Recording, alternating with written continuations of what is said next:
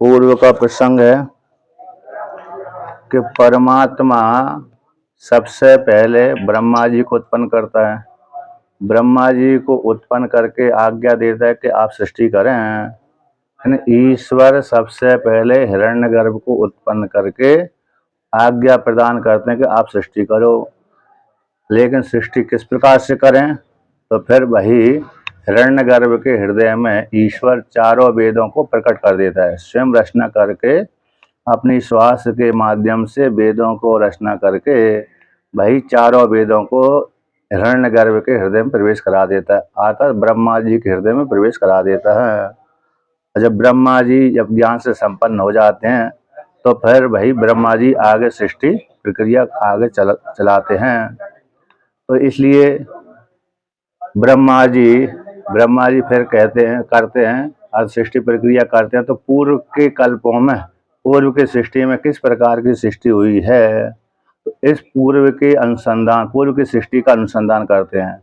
जब पूर्व की सृष्टि का अनुसार अनुसंधान करते हैं, पूर्व की सृष्टि जैसी हुई है उसी का अनुसंधान करके फिर आगे की नई सृष्टि उत्पन्न करते हैं, उसी के सादृश्य करते हैं। समान रूप वाली ही सृष्टि करते हैं, भिन्न रूप वाली नहीं। पूर्व की सृष्टि में जितने देवता थे, जितने मनुष्य आदि जातियां थी अथवा पशु पक्षी योनियां थीं, उन सारी योनियों को ब्रह्मा जी प्रकट करते हैं, उत्पन्न करते हैं। फिर कर्म के अनुसार उनको तरफ तम भाव में ले जाते हैं। इसलिए तो ब्रह्मा जी ब्रह्मा रूप हिरण्यगर्भ अथवा हिरण्यगर्भ रूप जो ब्रह्मा जी है, अपनी पूर्व तपस्या के प्रभाव से पूर्व कल्प की सृष्टि का अनुसंधान करने में समर्थ हो जाते हैं ईश्वर की कृपा से। उसी प्रकार से ऋषि आदि भी अपनी तपस्या के बल के प्रभाव से सारे वेदों को स्मरण कर लेते हैं। ईश्वर की कृपा से ब्रह्मा जी की आज्ञा से अपनी तपस्या के बल के प्रभाव से, योग धारणा के बल के प्रभाव से हृदय में ही सारे वेदों को जान लेते हैं। और जब वेदों को जान लिया तो वेदों के ज्ञान पूर्वक आगे की सृष्टि कराते हैं। तो इसलिए यहाँ पर नियम लिए है कि जो कोई भी व्यक्ति यानी देवता को जाने बिना, ऋषि को जाने बिना, छंद को जाने बिना और विनियोग को जाने बिना क्या करता है? अध्यापन कराता है अथवा याग कराता है, ऐसा व्यक्ति नरक में जाता है, ऐसा श्रुति ने सावधान कर दिया। इसलिए क्या करना चाहिए कि इसलिए देवता है, ऋषि है, छंद है और विनियोग, इनको जान लेना चाहिए। हर जो मंत्र आदि जाप करते हैं उनके ऋषि देवता आदि का ज्ञान होना चाहिए। इससे स्वामी जी प्राय सभी साधनाओं में विनियोग है, ऋषि है, देवता है, छंद है, पहले रहता है। इसलिए सारे जैसे रुद्री आदि वेद आदि के मंत्रों में भी वैदिक जो मंत्र होते हैं, वेद है जहाँ पर पाठ हो, उनके भी ऋषि छंद आदि का विनियोग रहता है। लेकिन प्राय अगर उनको पढ़ नहीं पाते लोग वाक, जैसे रुद्री का पाठ करते हैं, उसका विनियोग तो रहता है हर एक श्रुति का, लेकिन अरे कभी आचार्य पढ़ाते हैं, कभी नहीं पढ़ाते। तो वेदों में सभी प्रकार के ऋषियों के मंत्रों के और छंदों का विनियोग लिखा रहता है।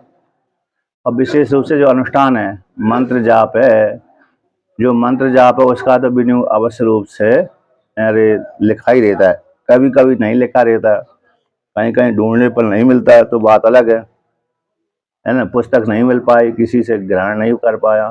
जैसे मंत्र मांडलम नामक एक पुस्तक है, मंत्र महोदधि और मंत्र मांडलम, इसमें प्राय करके मंत्रों के बहुत से मंत्रों के विनियोग लिखे हुए हैं। प्रधान मंत्रों के, सारे मंत्रों का तो नहीं है, उसमें बहुत बड़ी हो जाएगी लेकिन प्रधान मंत्रों के विनियोग लिखे हुए हैं, तो इसलिए वहां पर जान सकते हैं। अब आगे कहते हैं स्वामी जी, मंत्र शब्द का शाब्दिक अर्थ क्या है? मंत्र तो छंद होते हैं और संक्षेप से होते हैं। छंदो व सूत्राणि भवन्ति। मंत्र का अर्थ गूढ़ रहस्य, गुप्त गूढ़ रहस्य, मंत्र शब्द का अर्थ यही होता है गूढ़ रहस्य, और संक्षेप से गूढ़ रहस्य। और मन के द्वारा जाप किए जाने से मंत्र कहलाता है। मनः त्रायते इति मंत्र, मन को रक्षा करता है, मंत्र का पालन करता है, मन की रक्षा करता है, और जीवात्माओं की मन के द्वारा रक्षा करके जीव का कल्याण करता है मंत्र। मनः त्रायते इति मंत्र, मन के द्वारा विस्तार को प्राप्त होता है इति मंत्र, अथवा मंत्र की रक्षा करता है, इसलिए मंत्र कहलाता है। मन की रक्षा करता है, मन उपलक्षित जीव की रक्षा करने से मंत्र कहलाता है। तो मन का विस्तार करता है, रक्षा करता है, विस्तार करता है, कल्याण करता है। तो इस प्रकार से मंत्र है, और शाब्दिक अर्थ भी और बाद में और देखेंगे। तो इसलिए तो ब्रह्मा जी हिरण्यगर्भ जीवों के सारे कर्मों को देख लेते हैं। तो पूर्व जन्म में जिस जीव ने जो जो प्रकार के कर्म किए, उन्हीं प्रकार से उनको अगला जन्म योनि प्रदान कर देते हैं कर्म के अनुसार। जिन जीवों की जो सृष्टि से पहले जो कर्म थे, सृष्टि होने के बाद उन्हीं उसी प्रकार के कर्मों को पुनः पुनः प्राप्त होकर के कर्म करते हैं। तानि एव ते प्रपद्यते सृज्यमाना पुनः पुनः। जिस पूर्व जन्म में जिस जीव का जैसा स्वभाव था, उसी प्रकार से अगले जन्म में भी जीवात्मा को उसी प्रकार स्वभाव हो जाता है। जो कोई हिंसा वाला जीवात्मा है तो हिंसा वाले कर्म अगला जन्म लेकर हिंसा ही कर्म करता है।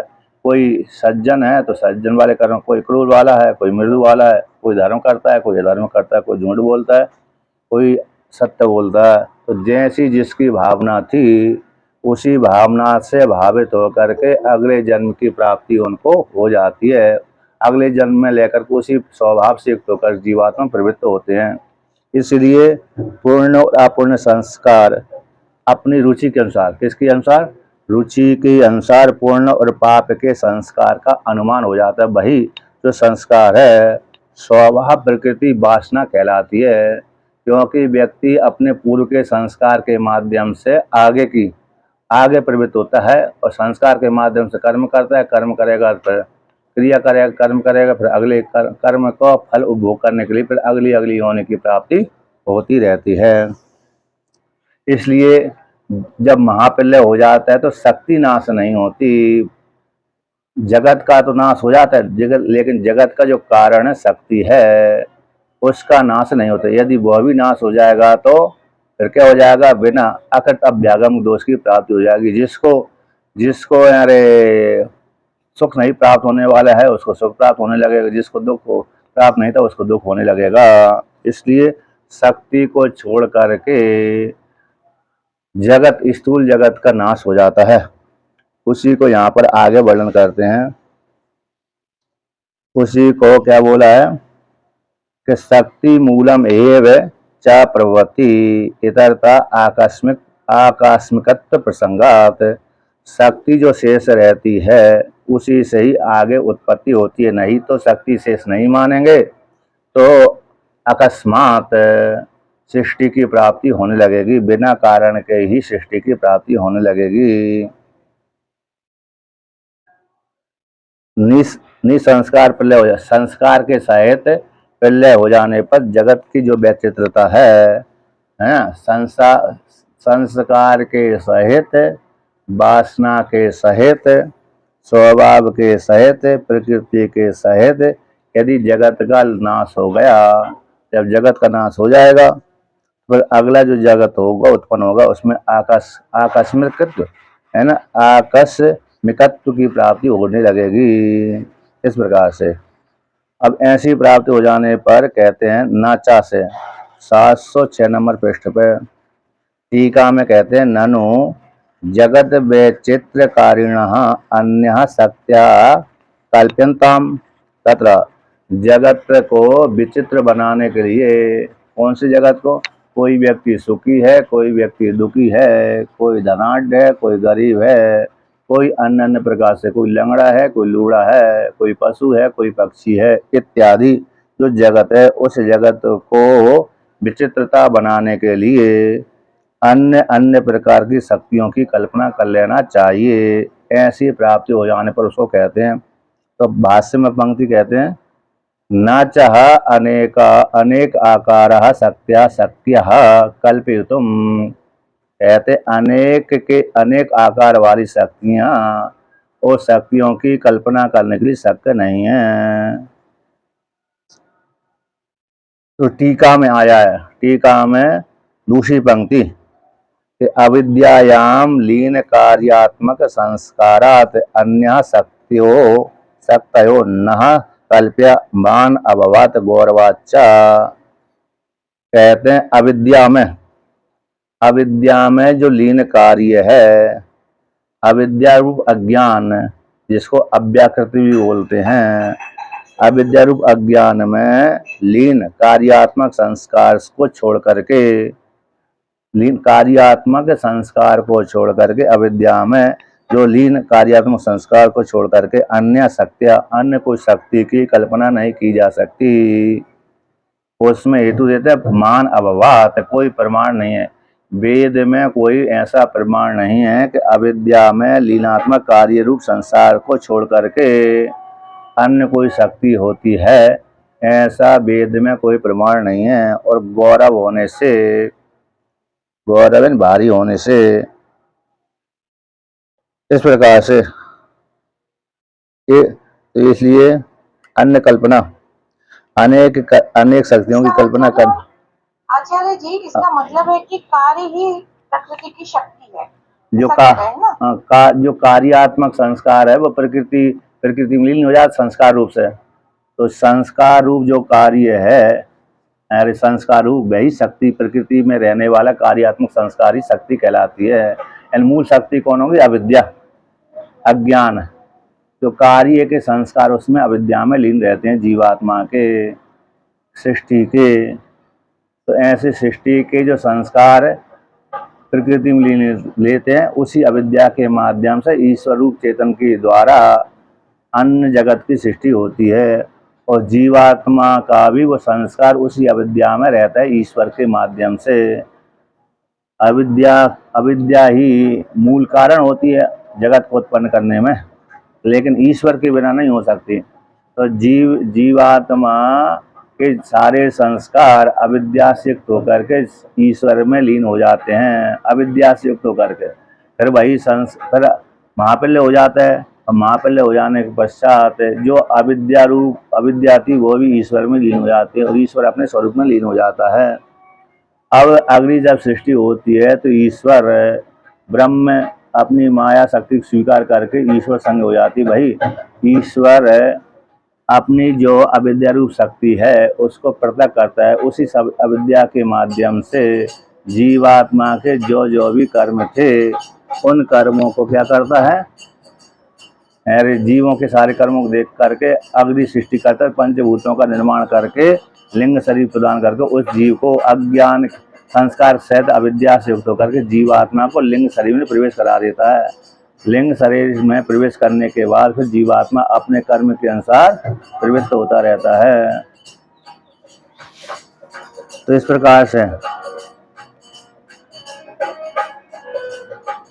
अब आगे कहते हैं, इसलिए अविद्या कार्यात्मक संस्कार से युक्त जो अविद्या वो शेष बनी रहती है जीवात्मा की, ठीक है ना। उसी को और टीका में कहते हैं कि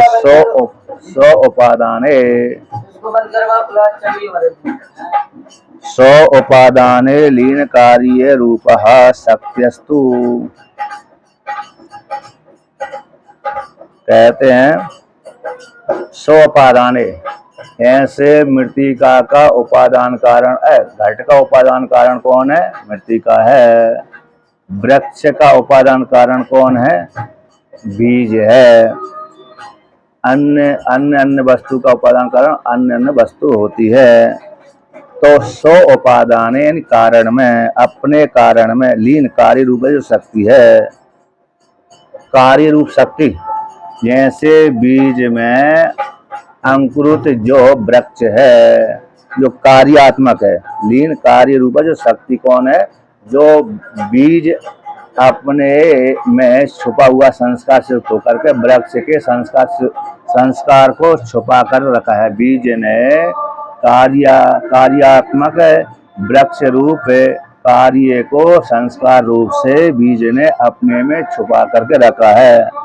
जब सृष्टि होती है, जब सृष्टि होगी, आरंभ होगी, तो भाई सृष्टि बीज पृथ्वी में उग जाने के पश्चात अंकुरित रूप से पैदा हो जाता है।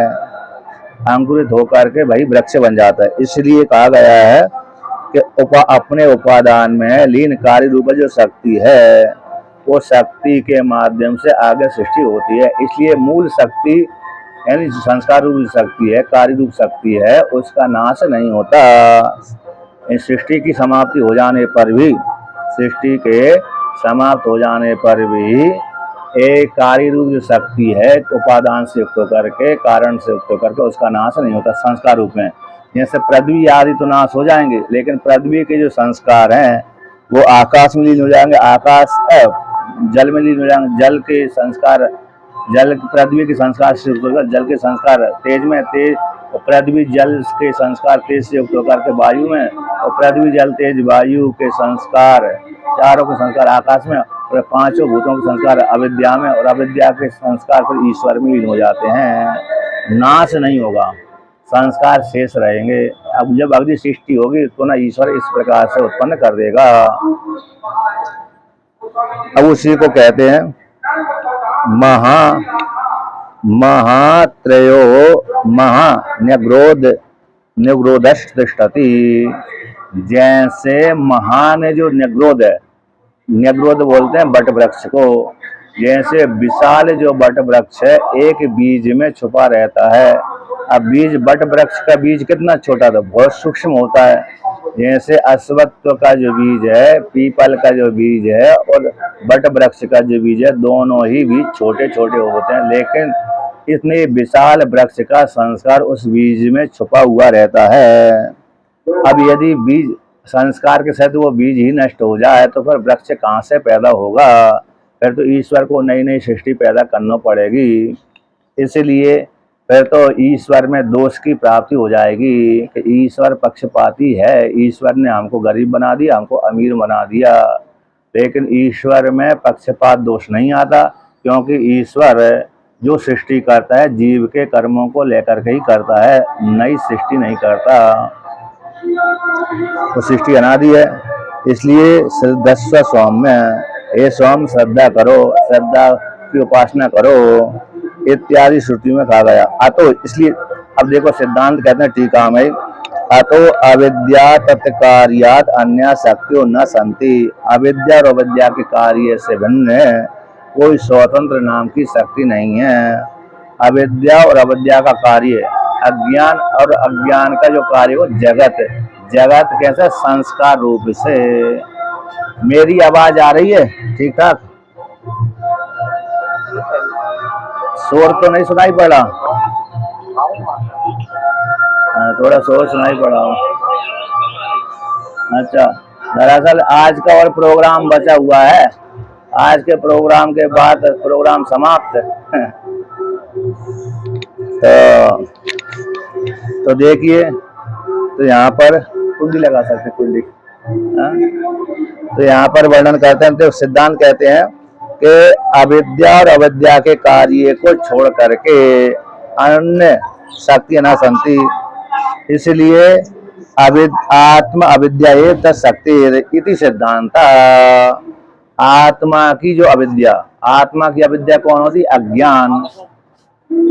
आत्मा की जो अविद्या है वो अज्ञान कहलाती है। भाई अज्ञान ही शक्ति कहलाती है, भाई संपूर्ण जगत का बीज कहलाती है। ईश्वर उसी अविद्या रूप अज्ञान में आरूढ़ होकर के जगत का सृजन करता है, जिसको वेदांत में माया भी बोलते हैं, अविद्या भी बोलते हैं। कहीं कहीं माया और अविद्या का भेद कर देते हैं, कहीं कहीं अविद्या के नाम से प्रयोग कर देते हैं। इसलिए परमात्मा की परमात्मा की जो अविद्या है, भाई अविद्या ही शक्ति कहलाती है। उसी शक्ति को लेकर के परमात्मा संपूर्ण जगत का सृजन करता है, उसको बोलते हैं माया अथवा अविद्या, पर्यायवाची नाम कहलाते हैं। उसी को और कहते हैं निमित्तेषु अपि उपादानस्त कार्यम एव अविद्या घटनाया शक्तिर अन्य वा इति अनाग्रह। तो निमित्त कारणों में जैसे निमित्त कारण होता है कौन, जैसे कुम्हार घट बनाता है, तो कुम्हार जब घट बनाता है तो घट के प्रति कुम्हार निमित्त कारण होता है, उपादान कारण नहीं होता। क्योंकि कुम्हार से घट नहीं बनता, कुम्हार स्वयं घट नहीं बनता, बल्कि कुम्हार मृत्तिका के द्वारा घट का निर्माण करता है। इसलिए कुम्हार नहीं बन रहा, घट बना रहा है, इसलिए कुम्हार निमित्त कारण हो गया, और मृत्तिका स्वयं घट बन रही है, इसलिए उपादान कारण हो गई। और कहते हैं निमित्त कारणों में उपादानस्थ कार्य ही, उपादान में स्थित कार्य ही अविद्या घटना के द्वारा शक्ति कहलाती है। इससे अन्य शक्ति को स्वीकार करना अनाग्रह है, यानी आग्रह करना ठीक नहीं है, स्वीकार करना ठीक नहीं है। अब उसी प्रकार से कहते हैं निमित्त कारणों में, निमित्त कारण हो गया कौन, कुम्हार है, कुलाल चक्र, दंड, ये निमित्त कारण कहलाते हैं। तो निमित्त कारणों में भी उपादानस्थ कार्य, तो उपादानस्थ कौन, उपादान जैसे मृत्तिका घट के प्रति उपादान कारण है, तो ऐसे उपादानस्थ कार्य ही अविद्या घटना के द्वारा, अविद्या रूप चेष्टा के द्वारा जगत का निर्माण होता है, घट का निर्माण करता है, तो वह अविद्या रूप घटना के द्वारा ही शक्ति कहलाती है। इससे भिन्न कोई दूसरी शक्ति मानना ठीक नहीं है। अब उसी को राग कहते हैं, भाष्य में कहते हैं ततश्च विच्छिद अपि उद्भवताम भूरादि लोक प्रवाहणाम देवता देव त्रियंग मनुष्य लक्षणानाम च प्राणी निकाय प्रवाहणाम वर्ण आश्रम धर्म फल व्यवस्थानाम च अनादौ संसारे नियतत्वम इंद्रिय विषय संबंध नियतत्ववत प्रत्येतव्यम।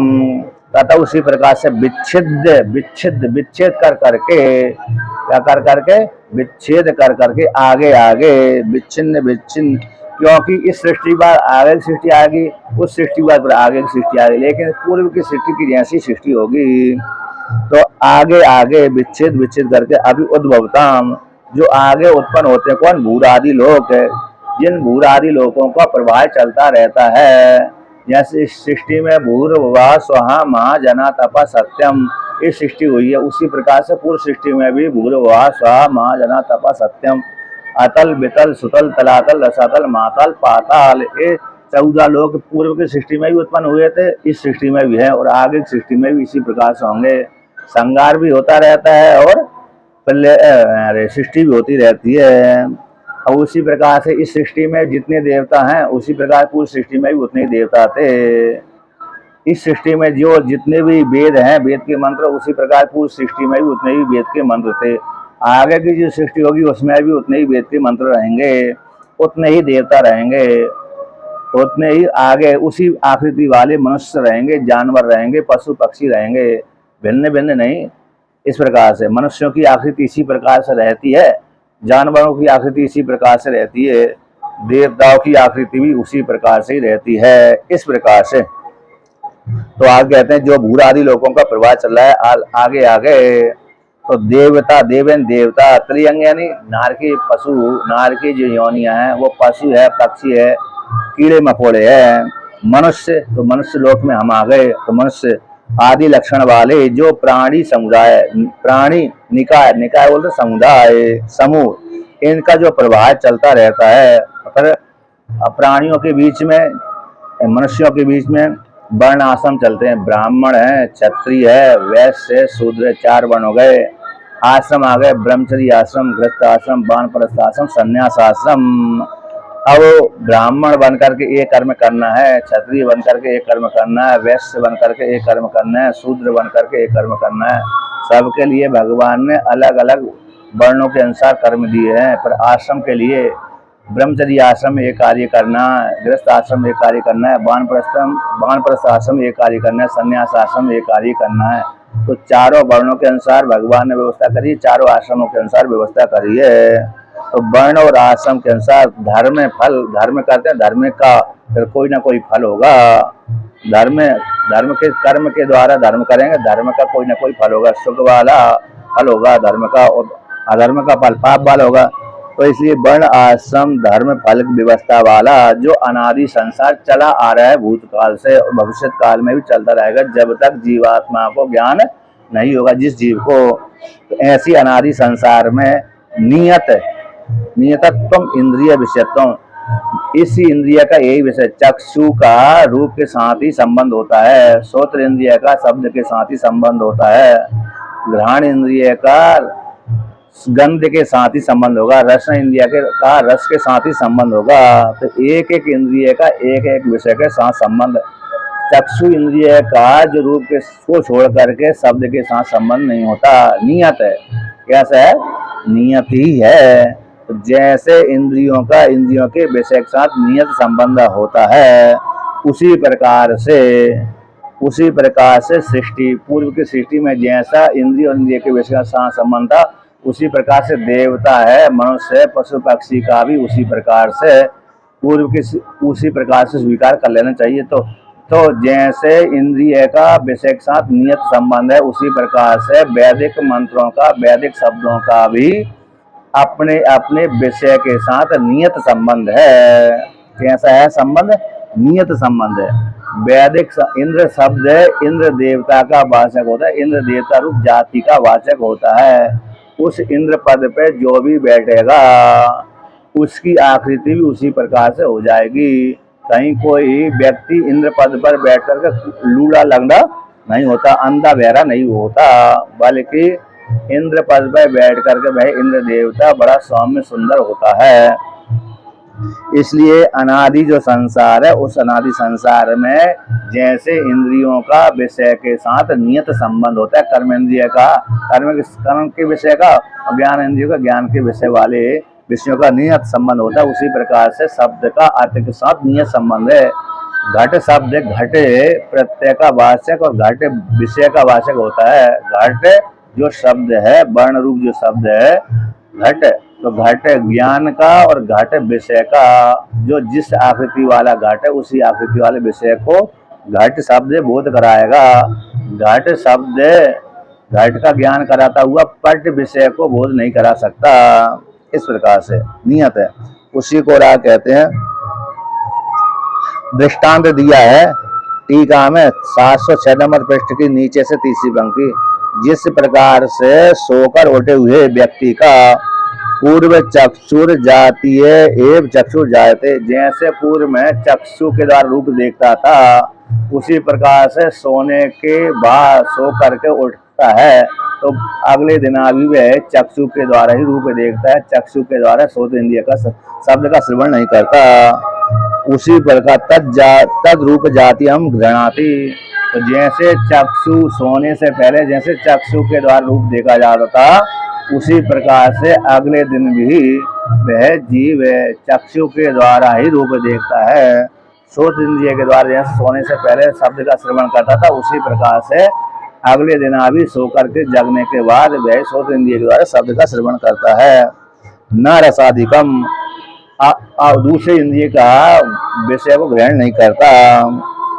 ये दृष्टांत बता। इसी प्रकार से भोग लोका भोग आश्रय प्राणी निकाय भोग हेतु कर्माणि संस्कार बलात्, इसलिए भोग के जो भोग लोक है, जहाँ पर जीवात्मा जिस शरीर में रह करके जिन जिन लोकों में रहते हुए भोगों को भोगते हैं, मनुष्य योनि रूप लोक में रह करके मनुष्य संबंधी भोग होते हैं, देव योनि को प्राप्त होकर देवलोक संबंधी भोग भोगते हैं, पशु रूप लोक योनि में रह करके पशु रूप भोगों को भोगते हैं। तो जितने भी प्राणी समुदाय हैं उनके भोग के हेतु कौन है? कर्म है। तो कर्म कैसे बनते हैं? संस्कार के बल से। संस्कार के बल से व्यक्ति कर्म करता है और कर्म का फल सुख और दुख दोनों ही होते हैं। पुण्य वाले कर्म करा तो सुख हो जाएगा, पाप वाले कर्म किया तो दुख हो जाएगा। तो पूर्व लोकादि तुल्यानि एवं नियम, तो जैसे पूर्व के लोग थे भूर्भुवः स्वः महाजानः तपः सत्यम, तो जैसे जिस प्रकार के पूर्व के लोक में जैसे प्राणी रहते थे, वर्तमान काल के लोक में भी उसी प्रकार से प्राणी रहेंगे, भविष्य काल में भी उसी प्रकार से प्राणी बने रहेंगे।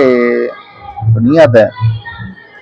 अब उसी को और कहते हैं भाष्य में 707 नंबर पृष्ठ पे कि नहीं इंद्रिय विषय संबंधादेर व्यवहारस्य प्रतिसर्गम अन्यथात्वम षष्ठ इंद्रिय विषय कल्पम शक्यम उत्प्रेक्षितुम। यानी क्योंकि इंद्रिय विषय संबंध, इंद्रिय का जो अपने अपने विषय के साथ संबंध है, संबंध रूप व्यवहार का प्रत्येक सर में, प्रति सृष्टि में, प्रत्येक सर में, प्रत्येक सृष्टि में अन्यथात्व में भिन्न भिन्न। जैसे छठी इंद्रिय के विषय की कल्पना करना, ये कल्पना करने में समर्थ नहीं है। 5 ही इंद्रिय होती हैं, 5 इंद्रियों के 5 विषय। छठी इंद्रिय जो मन स्वीकार किया तो उसका विषय मात्र संकल्प विकल्प है और कोई दूसरा नहीं है। यानी इसलिए वेदांत में छठी इंद्रिय को कभी स्वीकार कर भी लेते हैं और नहीं भी स्वीकार करते।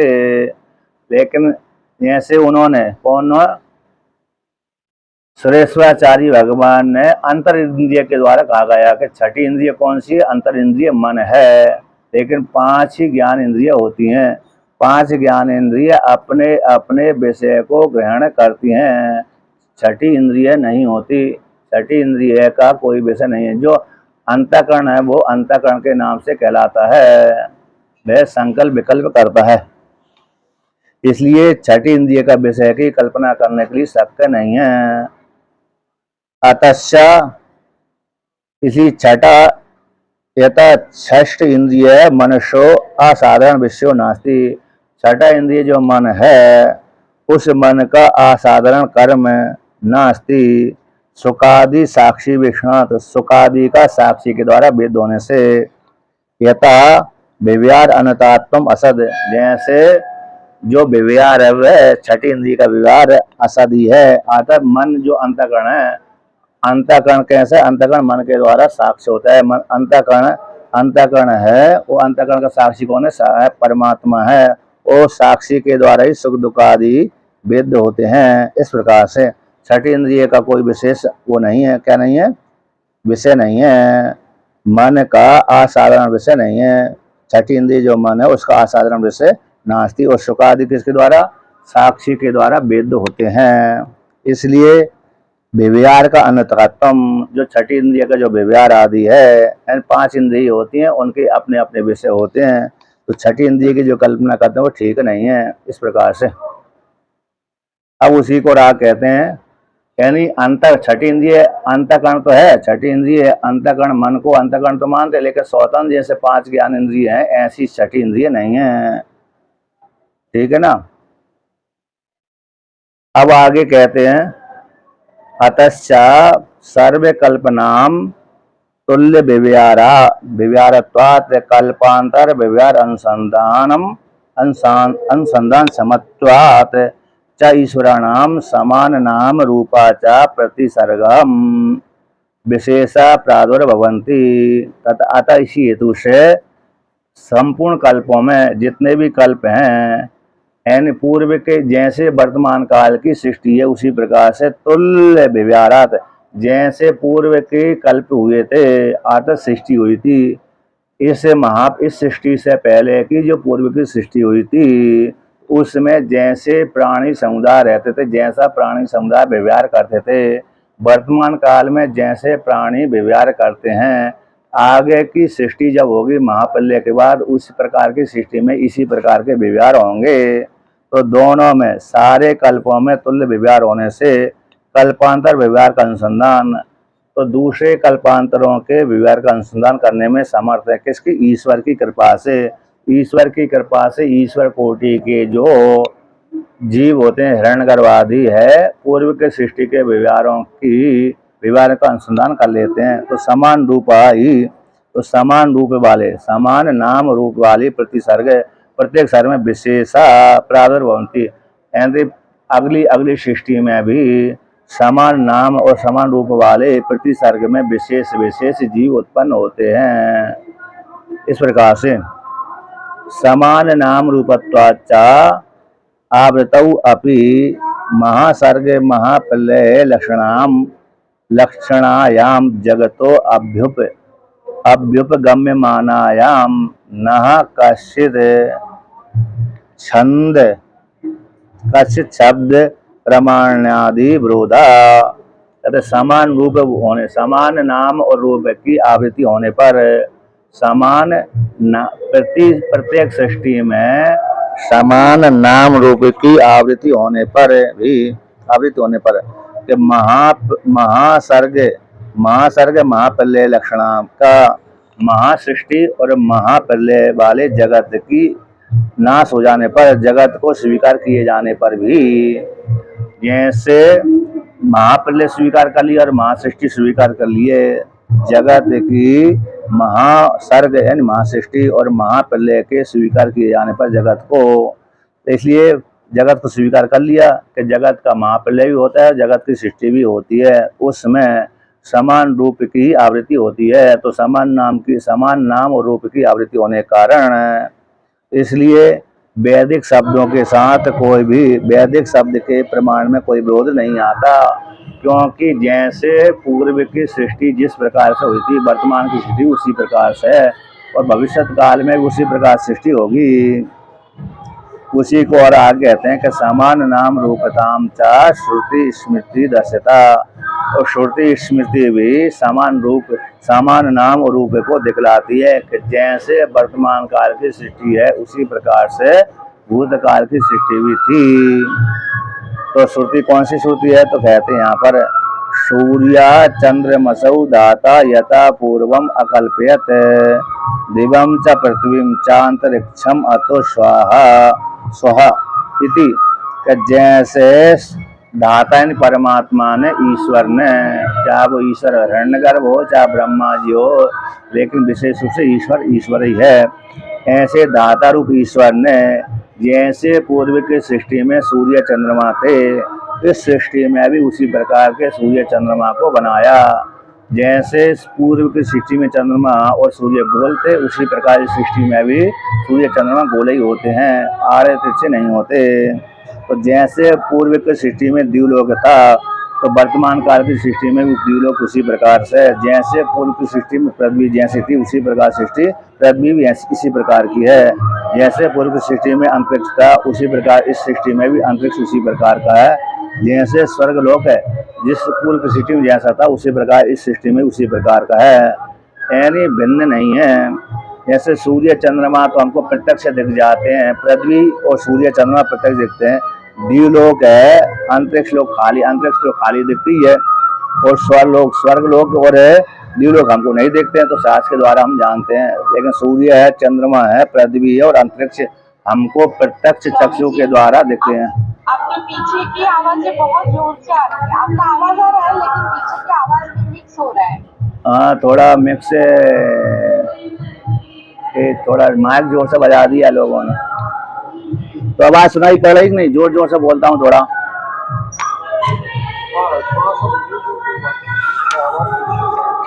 तो देखिए यहाँ पर और कहते हैं, अब भाष्य में कहते हैं कि यतः पूर्वस्मिन् कल्पे सूर्या चंद्रमा प्रभृति जगत क्लिप्तम ततः अस्मिन् अपि कल्पे परमेश्वरो अकल्प्यत इति अर्थः, कि जैसे यथा जिस प्रकार से पूर्व कल्प में ईश्वर ने सूर्य चंद्रमा आदि जगत को जिस प्रकार से कल्पना की थी, ईश्वर रूप जो परमात्मा है उस परमात्मा ने जैसे पूर्व की सृष्टि में सूर्य और चंद्रमा आदि जगत की प्रवृत्ति बोलते हैं आदि को, तो सूर्य चंद्रमा आदि जगत की सृष्टि जिस प्रकार से पूर्व कल्पों में की थी, तथा उसी प्रकार से अस्मिन कल्प में भी उसी परमेश्वर ने इसी प्रकार से सूर्य चंद्रमा आदि जगत की उत्पत्ति करी। पूर्व की सृष्टि में अलग सूर्य चंद्रमा थे, अलग प्रकार के थे, इस सृष्टि में अलग प्रकार का हो, ऐसी नहीं है। ये पूर्व के सृष्टि में तो सूर्य ठंडा था और इस कल्प में इस सृष्टि में सूर्य भगवान गर्म हो गए, ऐसी बात नहीं है। पूर्व की सृष्टि में सूर्य भगवान गर्म ही थे, प्रकाश देने वाले थे, गर्म थे, और इस सृष्टि में सूर्य भगवान प्रकाश देने वाले हैं और गर्म ही हैं। पूर्व की सृष्टि में चंद्रमा शीतल था, गर्म था, इस सृष्टि में शीतल हो जाए ऐसी बात नहीं है। जैसे पूर्व की सृष्टि में चंद्रमा शीतल था, इस सृष्टि में भी चंद्रमा शीतल ही है। उसी प्रकार से अन्य अन्य भूतों के विषय में भी जान लेना चाहिए। अब उसी को दृष्टांत के द्वारा वो समझाते हैं। यथा अग्निर्वा अकामयता अन्नादो देवानाम स्वामिति सा एतम अग्नये कृतिकाभ्यः पुरोडासम अष्टकपालम निर्वपत इति नक्षत्र इष्टि विदहु यो अग्निर्निर्वपत यस्मै वा अग्नये निर्वपत तयोः समान नाम रूपताम दस्यति इति एवं जातीय का श्रुतिर यह उदाहर्तव्या।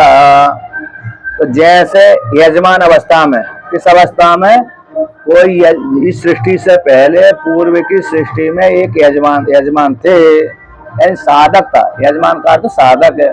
उसने सोचा, उसने विचार किया कि मैं अग्नि देवता बनूं अगली सृष्टि में, तो और देवताओं का अन्न का भक्षण करने वाला हो जाऊं। ऐसा विचार करके यजमान ने अग्नि देवता की उपासना करी। किसकी? कृतिका नक्षत्र का अभिमानी जो देवता है अग्नि देवता, उस अग्नि देवता की आराधना करी। तो कृतिका नक्षत्र के अभिमानी देवता के लिए, अग्नि देवता के लिए उसने 8 कपालों वाला पुरोडास को तैयार किया और पुरोडास को तैयार करके अग्नि देवता को अग्नि कुंड में आवरण किया, प्रक्षेप किया। तो अग्निर्वा अकामता, अग्नि ने कामना करी, मतलब यजमान ने कामना करी। अग्नि शब्द यहाँ पर यजमान का वाचक है। तो जैसे अग्नि ने कामना करी, यजमान ने कामना करी, तो उसने कामना करी कि अन्नादो देवानाम श्याम में अन्नाद हो जाऊं, अन्न का भक्षण करने वाला हो जाऊं देवता का। तो उस यजमान ने अग्नि देवता के लिए कृतिका नक्षत्र के अभिमान देवता अग्नि देवता के लिए पुरोडास की कल्पना करी। अष्टकपाल वाले पुरोडास, अष्टकपाल बोलते हैं जैसे मिट्टी का सकोरा होता है। क्या होता है? मिट्टी का सकोरा होता है। तो ऐसे सकोरा, 8 सकोरा को जिसमें चरु पकाई जाती है। क्या पकाई जाती? चरु, चावल है, लपसी है। अब वो देवता के निमित्त से पकाते हैं। किसको निमित्त से पकाते हैं? देवता के निमित्त से पकाया। और देवता को 8 पात्रों में पका करके देवताओं के लिए, अग्नि देवता के लिए अग्नि कुंड में डाल दिया। निर्वपत निकाला, डाला, प्रक्षेप कर दिया। अब प्रक्षेप कर दिया तो थी नक्षत्र इष्ट विधि में, नक्षत्र के अभिमान देवता अग्नि देवता के लिए जिस साधक ने अग्नि को निर्वपत यानी जिससे किसी अग्नि के लिए निर्वपत निकाला था। तयो, तो जैसे पूर्व की सृष्टि में अग्नि देवता था, इस सृष्टि में भी जैसे पूर्व की सृष्टि में अग्नि नाम था, अग्नि देवता था, रूप था, उसी प्रकार से इस सृष्टि में भी अग्नि का भी नाम वही और अग्नि देवता का रूप भी वही है, दोनों का ही। यजमान ने अग्नि की उपासना करी थी, वही यजमान अगली सृष्टि में अग्नि देवता बन गया और देवताओं के अन्न का भक्षण करने वाला, देवताओं के मुख में अन्न पहुंचाने वाला हो गया। इसलिए तो पूर्व की सृष्टि के समान इस सृष्टि में भी समान नाम और रूपता को श्रुति दिखलाती है। इति एवं जाति का श्रुति यहाँ पर और भी अन्य यहाँ पर उदाहरण रूप से स्वीकार कर लेना चाहिए। श्रुति के बाद अब स्मृति कहते हैं। क्या कहते हैं? स्मृति अपि ऋषिणहं नामधेयानि यास्या वेदेषु दृष्टया सर्वरीयन्ते प्रसूतानां तानि एवेभ्यो ददाति अजः यथा ऋतुषु ऋतुलिंगानि नानारूपाणि पर्याये दृश्यन्ते तानि तान्येव तथा भावा युगादिषु यथा अभिमानिनो तीतास् तुल्यास्ते साम प्रतैर्यः देवः देवैरति तैर्हि रूपे नाम भी रेव च इति एवं जाति का द्रष्टव्या। तो स्मृति कहती है जैसे पूर्व की सृष्टि में, किस सृष्टि में? पूर्व की सृष्टि में जिन ऋषियों के जो जो नाम थे और जो जो उनके प्रायकर आकृति थी, जिस जिस ऋषि जो जो ऋषि जिस जिस मंत्र के अभिमानी, जिस जिस मंत्र के ऋषि थे, वेदों में देखे गए। वेदों में जिन जिन जितने ऋषियों के नाम थे और जिन जिन वेद मंत्रों के ऋषि जो जो थे, वही ऋषि अगली सृष्टि में उसी वेद मंत्र के वही ऋषि कहलाए, है ना। जैसे गायत्री मंत्र का ऋषि कौन? विश्वामित्र मुनि वशिष्ठ है। अब वह गायत्री मंत्र के ऋषि कोई दूसरे नहीं होते, वही रहेंगे। अगली सृष्टि में अभी विश्वामित्र वशिष्ठ मुनि ही रहेंगे, ब्रह्मा जी गौतम मुनि चार ही रहते हैं, है ना। अब जैसे पूर्व की सृष्टि में गायत्री मंत्र के ऋषि कौन है? विश्वामित्र वशिष्ठ ब्रह्मा जी हैं। अगली सृष्टि में भी उसी गायत्री मंत्र के ऋषि वही रहेंगे। जैसे पूर्व की सृष्टि में गायत्री मंत्र के देवता सूर्य भगवान है, उसी प्रकार से इस सृष्टि में भी गायत्री मंत्र के देवता कौन है? सूर्य भगवान ही हैं। तो जैसे ऋषियों के नाम है, नाम दिया नहीं, नाम पूर्व वेद में जो देखे गए थे, सर्वरी अंते महाप्रलय के बाद जैसा अव्यक्त होता है, सृष्टि अव्यक्त होती है, सृष्टि कैसे व्यक्त हो जाती है। जैसे अभी अव्यक्त हो जाता, मैं से महाप्रलय होता है तो पूरी नाश हो जाता है, लेकिन संस्कार को शेष रह करके नाश होती है। शक्ति को जोड़कर संस्कार रूप से सृष्टि तो समाप्त हो जाती है, लेकिन उसी प्रकार जिस प्रकार से पूर्व की सृष्टि थी उसी प्रकार से इस प्रकार की भी वर्तमान काल सृष्टि उसी प्रकार से होती है, भविष्य काल में भी ऐसी होगी। जैसे ऋषियों के नाम वैसे ऋषियों के नाम होंगे, नाम भिन्न भिन्न नहीं होंगे। जितने ऋषि वैदिक मंत्र के हैं उतने ऋषि के नाम पड़े रहेंगे। तो वेद में जिन जिन ऋषियों के नाम देखे गए थे सृष्टि से पहले, सृष्टि के बाद में भी उसी प्रकार उन वेदों मंत्रों के वही वही नाम वही वही ऋषि नाम कहलाते हैं। तो सर्वरी के अंत में, महाप्रलय के अंत में प्रसूता नाम जो उत्पन्न हुए ऋषि है, सर्वरी महाप्रलय, महाप्रलय के अंत, सर्वरी अंत महाप्रलय के अंत में प्रलयांत, टीका में लिखा प्रलयांत। तो प्रलय के अंत में, प्रलय के अंत में प्रसूता नाम उत्पन्न नाम तानि एव एभ्यो ददाति, उन ऋषियों के लिए वही नाम दिए जाते हैं, उन ऋषियों के लिए वही वेद मंत्र दिए जाते हैं। जिन जिन ऋषियों के जो जो नाम पूर्व सृष्टि में जो जो नाम थे उनके नाम से जो जो मंत्र कहलाते थे, अगली सृष्टि में भी भाई उन ऋषियों के वही नाम रहेंगे, उस वेद मंत्र के। वो ऋषि तो मुक्त हो जाएंगे, जिन पूर्व सृष्टि में जो ऋषि थे वो तो मुक्त हो जाएंगे, लेकिन उसी मुक्त होने वाले ऋषियों के नाम तो बने रहेंगे, नाम बने रहेंगे। और उसी उपाधि में दूसरा व्यक्ति ऋषि बन जाएगा, उसको भाई ऋषि उस मंत्र का देवता ऋषि कहलाएगा। उन ऋषियों के लिए भाई उत्पन्न होने वाले, सृष्टि के बाद उत्पन्न होने वाले ऋषियों के लिए उतने मंत्र दिए जाते हैं, उतने मंत्र। इस मंत्र का यही ऋषि कहलाएगा, इस मंत्र का यही ऋषि कहलाएगा, देवता कहलाएगा। तो दृष्टांत दिया जाता यथा ऋतुषु ऋतु लिंगानी, जैसे पूर्व की सृष्टि में जो ऋतुआं थी और ऋतुओं के जो जो लिंग थे, जैसे वर्षा ऋतु में वर्षा ही होती थी पूर्व सृष्टि में, तो इस सृष्टि में भी वर्षा ऋतु में वर्षा ही होती है। शिशिर ऋतु में जैसे पूर्व सृष्टि में शीत लहर चलती है, उसी प्रकार यहाँ पर भी शीत लहर चलती है। जैसे बसंत ऋतु में नए नए पल्लव आते हैं, उसी प्रकार से इस सृष्टि में भी, इस बसंत ऋतु में भी उसी प्रकार से नए नए पल्लव आते हैं, है ना। तो यथा ऋतु में ऋतु लिंगानी नाना रूपाणी, नाना प्रकार रूप देखे जाते हैं। पर्यायन घटी यंत्र के समान घूमते रहते हैं ना।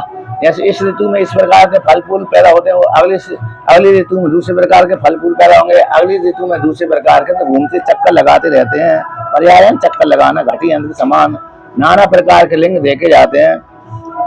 उसी प्रकार से तानी दृश्यंत देन तानी भावा युगादिषु, उसी प्रकार से पूर्व की सृष्टि में भी उसी प्रकार ऋतु के लिंग देखे जाते हैं। आगे की सृष्टि में भी उसी प्रकार के लिंग और रूप देखे जाते हैं, देखे जाए। भविष्य काल में भी उसी प्रकार से ऋतु के लिंग और योगों के रहने वाले प्राणी भाव आदि। तो यथा अभिमानी अतीता तुल्यस्ते सांप्रदाय, जैसे भूतकाल की सृष्टि में जैसे जिस ऋतु का जो अभिमान देता था, जिस पद का जो अभिमान था, जो मंत्र का जो अभिमानी देवता था भाई इस सृष्टि, परमात्मा ब्रह्मा जी को वेद प्रदान करते हैं, वेदों के आधार पर हाँ ब्रह्मा जी ईश्वर वेदों को प्रदान करके फिर बाकी ब्रह्मा जी फिर उन ऋषियों को उत्पन्न करता है। तो उन ऋषियों को उत्पन्न करके फिर वही वो मंत्र समाधि के माध्यम से वेद समाधि के माध्यम से ऋषि जान लेते हैं, फिर उसी प्रकार से प्रचार करते हैं। तो यथा अभिमानिनो, जैसे अभिमानी अतीत काल की सृष्टि में जो ऋषि का जो मंत्र का जो अभिमान देवता था और जो ऋषि था वही इस सृष्टि में भी वही मंत्र का वही अभिमान देवता वही ऋषि कहलाएगा वर्तमान काल में। तो देवा देवर अतीत, जैसे देव भूतकाल की सृष्टि में जो देवता जिस मंत्र के थे उसी प्रकार से इस सृष्टि में भी उसी प्रकार के देवता उसी मंत्र के कहलाएंगे। और जिस प्रकार से पूर्व सृष्टि में जैसे देवताओं के जो नाम थे रूप थे उसी प्रकार इस सृष्टि में भी देवताओं के उसी प्रकार नाम रूप रहेंगे, भिन्न नहीं रहेंगे। एवं इस प्रकार से जातिगत जान लेना चाहिए। इसलिए तो ईश्वर की कृपा से सृष्टि होती है, समान नाम रूप वाली सृष्टि होती है। महाप्रलय स्वीकार कर लेने पर भी कोई दोष नहीं है ना। तो इसलिए ब्रह्म यहाँ पर कहता तस्मात् जन्म नाश के समान विग्रह को स्वीकार कर लेने पर भी कर्म और शब्द में विरोध का अभाव होता है। इसलिए देवानाम अस्ति, इसलिए देवताओं को ब्रह्म विद्या में अधिकार है, देवताओं को ब्रह्म विद्या में अधिकार है, इस प्रकार सिद्ध कर दिया। देवता विग्रह वाले होते हैं, देवताओं को ब्रह्म विद्या में अधिकार है, ये सिद्ध कर दिया। अब आगे का पार्ट फिर कल चलाते हैं, है ना। शोर भी हो रहा है, ठीक है। तो